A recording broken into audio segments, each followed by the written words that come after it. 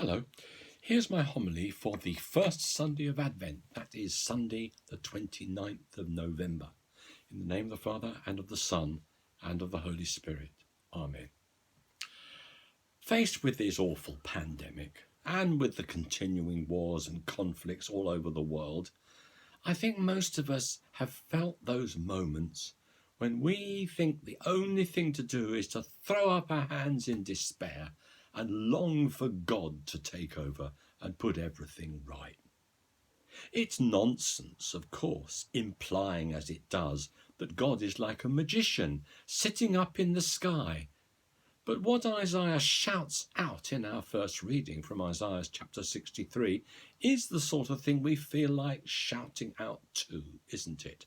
Oh, that you would tear the heavens open and come down. I have to admit, therefore, to getting quite emotional this week when the Oxford vaccine was declared successful. My emotion reminded me that however hard I've tried to keep cheerful, I have found this lockdown very hard.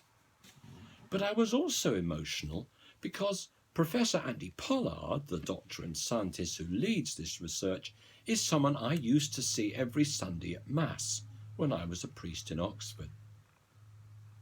We have to remember, don't we, that if God was like a magician in the sky, there would be no point in doing science of any kind, for like pagans, we would have to resign ourselves to being merely puppets in God's hands. And if we're puppets, then there's nothing we can do to make life better for ourselves, except to hope that God will get round to helping us now and then.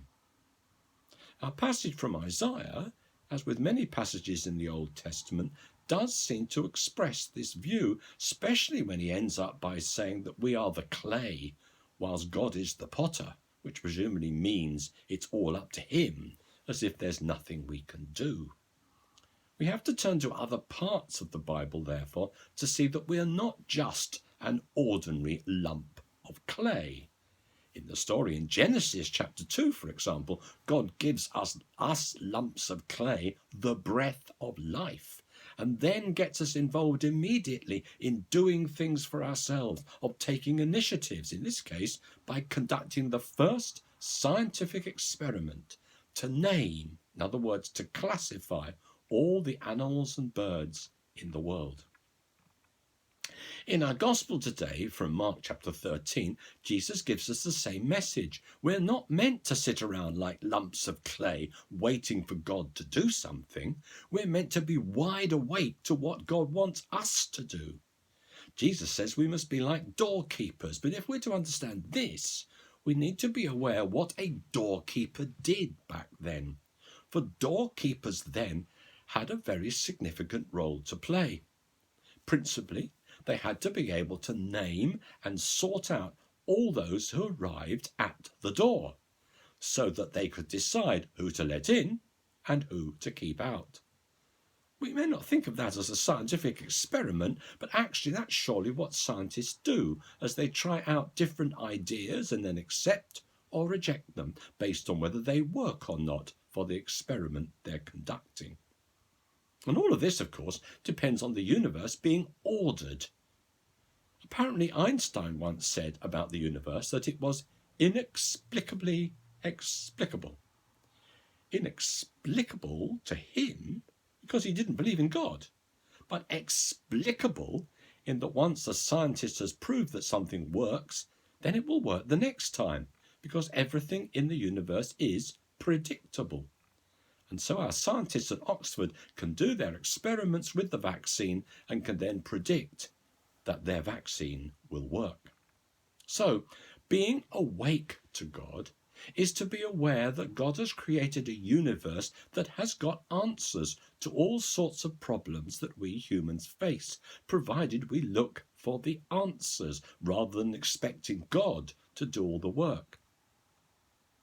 I like to think of this being like a gardener given a whole range of plants to use and working on them to create a beautiful garden.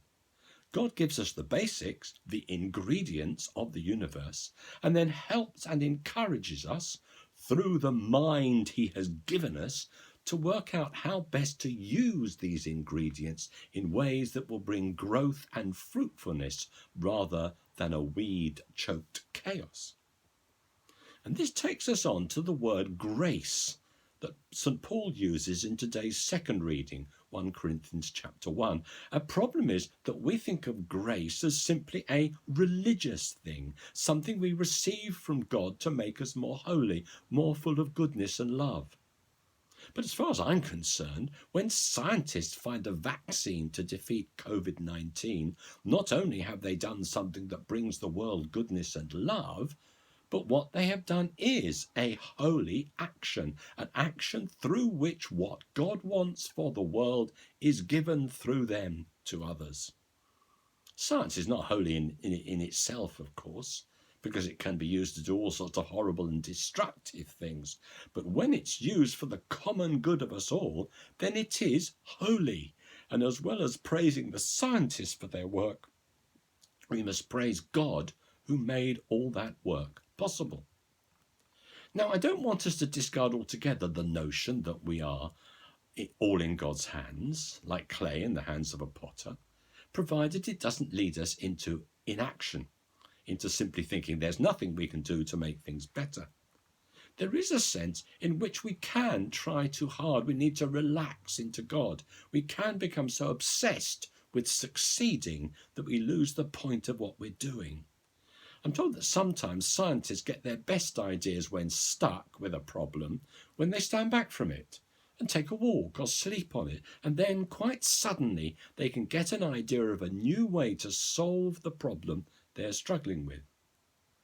We need to remember too that experimentation requires imagination. Jenner got his solution to smallpox when he was looking at milkmaids and wondering why they didn't get that disease. And notice that word, wondering. To wonder at the world is not just to gawp at its beauty, but to imagine what can be done with it. Early humans wondered if they could plant the seeds from the best grasses they ate, so as to have more of the best kind. They did, and the result was the creation of agriculture, and so it goes on. Advent should be a time of wondering at the glory of God, at all the amazing aspects of the universe, and at all the wonderful things we humans can do using the universe God has given us, as well as our intelligent, inquiring minds, to do things to make our world flourish. Sitting at home in lockdown, perhaps we could wonder and praise God for fresh, clean water in our taps, at our central heating to keep us warm, and at the plentiful food in the shops that we take for granted. These are all ways, right in front of our noses, where we can be awake to the gifts of God, awake to the grace of God, as all great scientists should be. So may God bless you, in the name of the Father, and of the Son, and of the Holy Spirit. Amen.